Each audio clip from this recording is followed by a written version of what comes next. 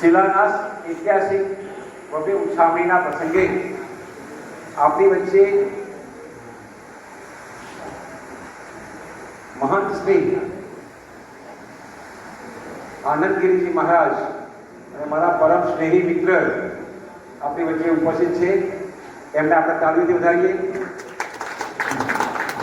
ફતેહગીરી મહારાજ, જેને આપ જુઓ તો હર ગંગેશ્વરનું જે કામ કર્યું છે, આપણે બધા બે ઘડી ખુશ થઈ છીએ એવા મહંતશ્રીને આપણે તાળીઓથી વધારીએ.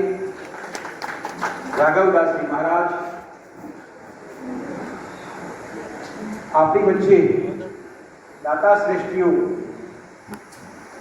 અને સમાજના પ્રમુખ એવા ભાઈ શ્રી રમાભાઈ અને સમગ્ર રામ ભક્તોને મારા વંદન પ્રણામ.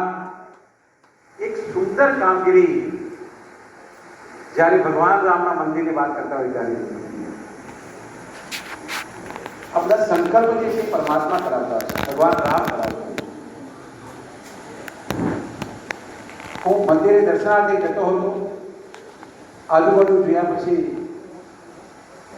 મેં રાઘવદાસજી મહારાજને કહ્યું કે મંદિર દિવસે ને દિવસે વધારે ક્ષણ થઈ રહ્યું છે, નબળું થઈ ગયું છે, નવું બનાવવાની જરૂર છે. મહારાજને એમણે કહ્યું કે શિવરામભાઈ વાત સાચી છે, પણ એટલો ફંડ ફાળો ક્યાંથી આવ્યો છે? એટલે તમે એ વાત મગજમાંથી ભૂલી જાઓ. એ મંદિર બનાવવા માટે વખત ટ્રસ્ટીગણ જોડે અને સ્નેહી મિત્રો જોડે બેઠકો કરી, ક્યાંક વિચાર વિનિમય કર્યો. હમણાં જ મારા સ્નેહી વિજય સાહેબને મળવાનું થયું.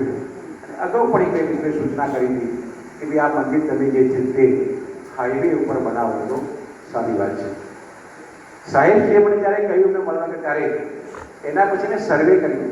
કોઈ પણ માણસ, નાના કે મોટો માણસ, આપણને કોઈ સૂચન કરે તો સૂચનને આપણે સંપૂર્ણ અમલ કરવાની નૈતિક જવાબદારી છે. સાહેબ મેં સર્વે કર્યું એ સાહેબ એવરેજ કમસે કમ 5 કિલોમીટરના વિસ્તારમાં જગ્યા લેવા જવું અને 2 વીઘા એટલે 50,000 ફૂટ જગ્યા. બજેટ સાહેબ કમસે કમ 30 કરોડ રૂપિયા પ્રોપર્ટીના. બાકી લાગવાના પૈસા તો ત્યાં લાગે છે એ લાગવાના છે. એટલે અને સતત એ પૈસા ખર્ચ્યા પછી પણ આ વિસ્તારમાં જોઈએ એવી જગ્યા આપણને હાલ ઉપલબ્ધ નથી. એટલે સાહેબ હાલ બધી વાત જે છે તે આપણે મંદિર જ્યાં છે ત્યાં નિર્માણ ત્યાં જ કરવાનું આપણે બધા શ્રેષ્ઠીગણે નહીં એક નક્કી કર્યું છે.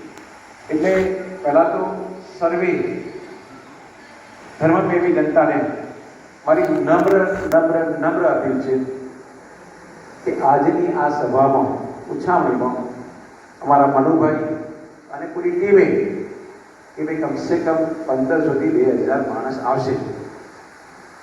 આજે આ સંખ્યા જોયા પછી એમ થાય છે કે હિન્દુ ભક્તોને જગાડવા પડે છે. ક્યાંક હજી પણ લોકોના મગજમાં એવી શંકા હશે કે મંદિર બનશે કે નહીં બને.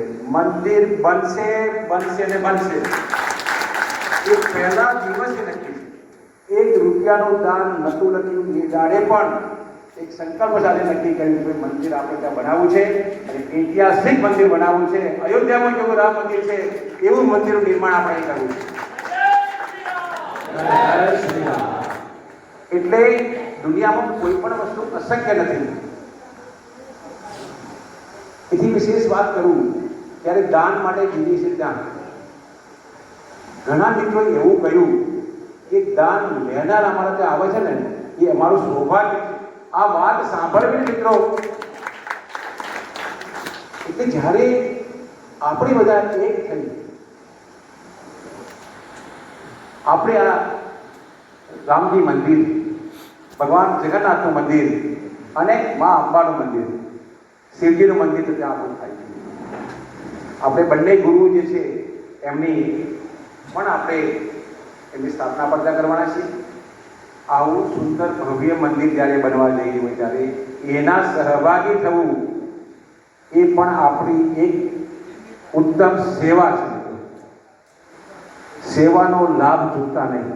અહીં સંતો બંને મારા બેઠા છે, એમને પણ હું વિનંતી કરું છું કે આપ પણ આપણા ભક્તગણમાં આ વાત મૂકી અને આ અવિરત પ્રયત્ન જે ચાલી રહ્યો છે એ ફણીભૂર કરવા માટે આપ પણ સૂચનો કરજો.